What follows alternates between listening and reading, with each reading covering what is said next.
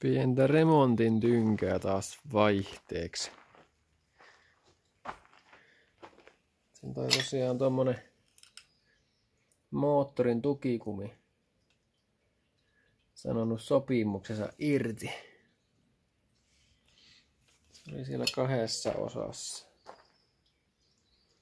Mulla säkälä nyt löytyi tonne korvaava, mikä oli melkein kanssa hajalla, mutta kyllä nyt vähän aikaa siellä menee.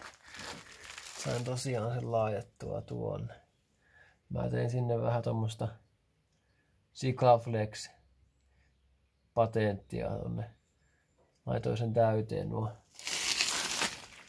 Kaikki raat mitä tosta oli, niin ne ei nyt täytetty, niin katsotaan jos se kestäisi vähän paremmin sitten. Ja tosiaan uusi suortin tonne. Uusi suortin tosiaan tuli tuonne samalla kertaa. Tai samalla vaivalla.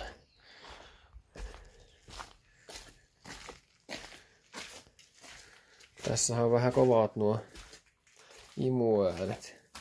Se remmiahtimen takia ja tämmönen suoritin sillä oli, niin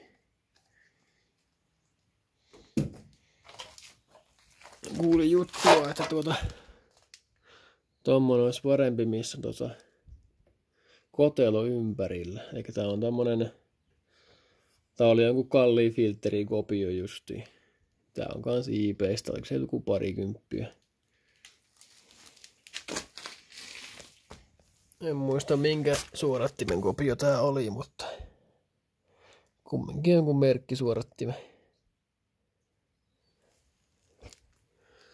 Niin tosiaan semmonen tuli nyt ja katsotaan, että vienikö äänet yhtään. Ei voi tietää. Sitten toinen homma, mikä tässä aiheuttaa mekkalaa silloin, kun ei ole kuormitusta tai kovaa kuormitusta, niin on tuo dumppi tossa. Ei tuohon auki aina kun ajaa vaikka kylällä, niin pienellä kuormituksella, niin se on aina auki, niin tohonkin voisi keksiä jotain patenttia, että saisi sitä ulos tulevaa ääntä vähän pienemmäksi. Mutta juu, ei siinä se enempää. Tuon pakosarjan mä tosta maalasin.